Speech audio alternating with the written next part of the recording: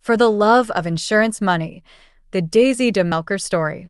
The story of Daisy Louisa de Melker is not just one of cold-hearted murder, but a glimpse into the mind of a woman who, in many ways, became the perfect manifestation of society's darkest desires: greed, power, and control over life and death. But to truly understand the gravity of Daisy's crimes, we must look deeper into her life, her motivations, and the chilling method she employed to build a web of death that spanned years and left no visible trace until it was too late. This narrative is sponsored by Polly Speaks For You.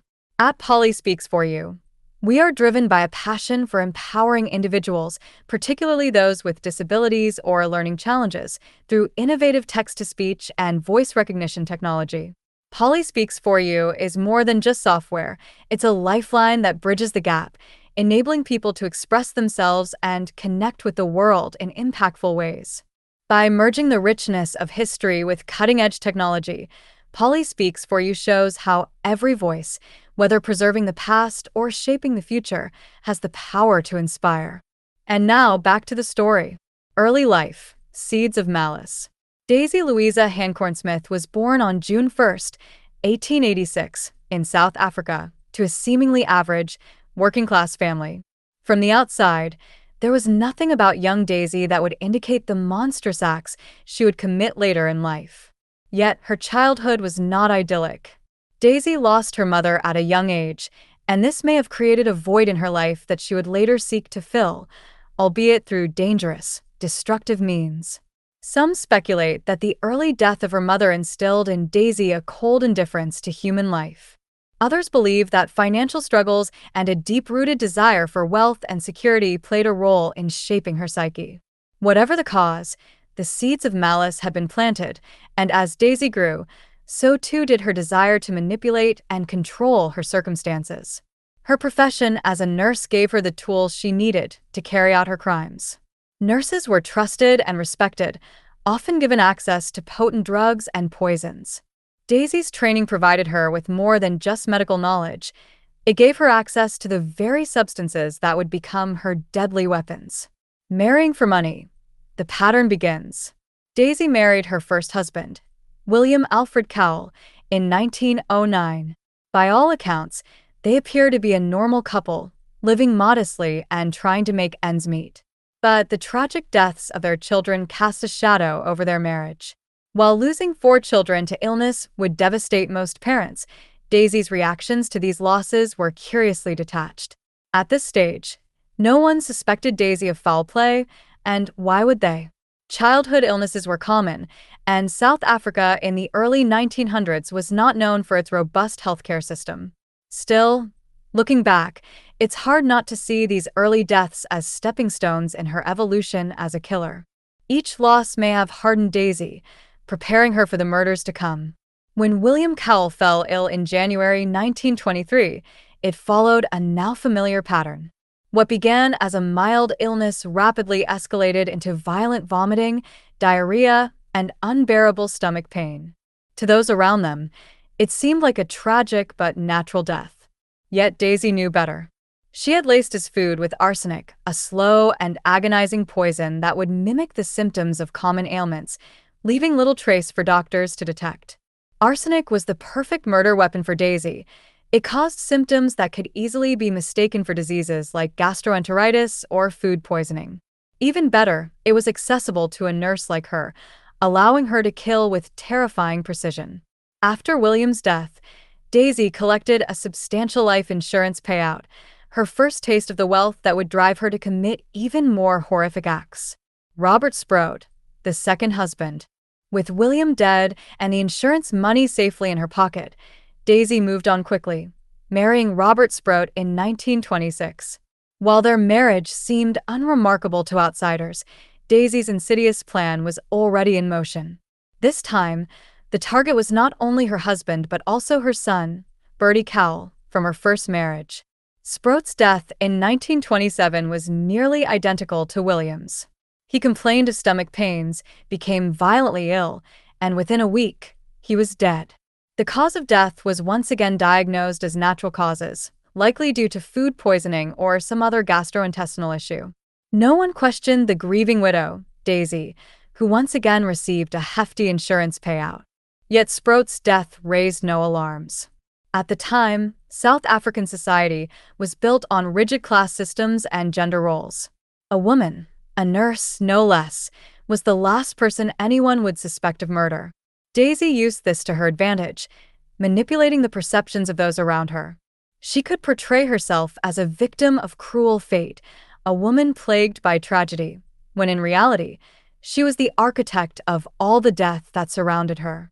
Sidney de Melker, the final husband. By the time Daisy married her third husband, Sidney de Melker, in 1931, she was well-versed in the art of murder. Sidney, a railway worker, seemed to be another stepping stone in Daisy's path to financial security. However, for reasons that remain unclear, Sidney was spared the fate of her first two husbands. Perhaps Daisy realized that killing yet another husband so soon would raise suspicion. Or perhaps Sidney simply wasn't valuable enough to her in terms of insurance money.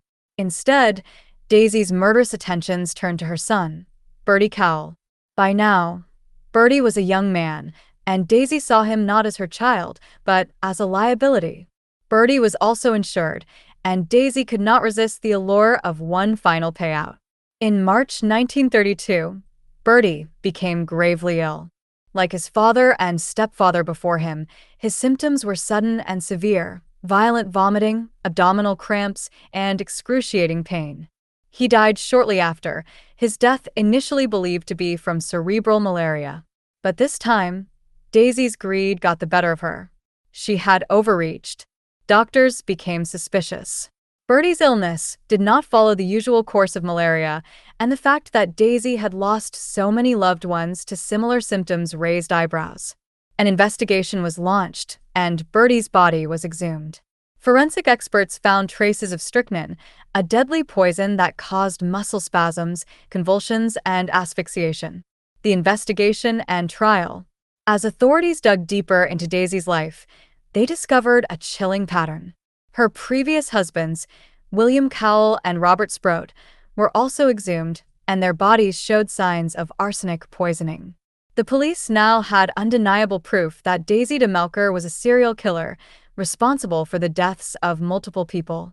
In October 1932, Daisy stood trial for the murder of her son, Bertie.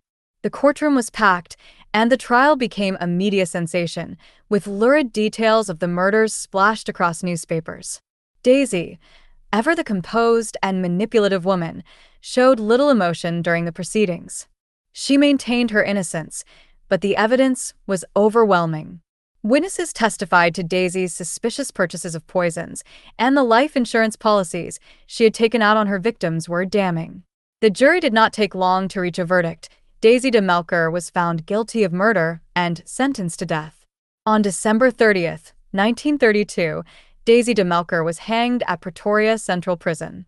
She was the first South African woman to be executed for murder, and her death marked the end of one of the most notorious criminal cases in the country's history. The aftermath: legacy of a murderess. Daisy's crimes left a lasting scar on South African society. Her trial and execution were widely publicized, and she became a symbol of female cunning and ruthlessness. But beyond the sensational headlines, Daisy's story speaks to deeper issues of greed, power, and the manipulation of societal norms. Her victims, her husbands and her own son, were not just killed for financial gain. They were casualties of Daisy's deep-seated desire for control. By taking their lives, Daisy asserted a perverse dominance over them, reducing their value to nothing more than the money they were worth in life insurance. In the end, Daisy Louisa de Melker's life was defined not by the tragedies that befell her, but by the tragedies she created.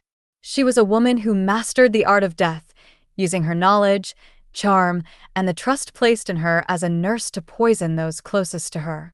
Daisy de Melker's story endures as a chilling reminder that evil can lurk behind even the most innocent of faces, and that the line between care and cruelty can sometimes be terrifyingly thin.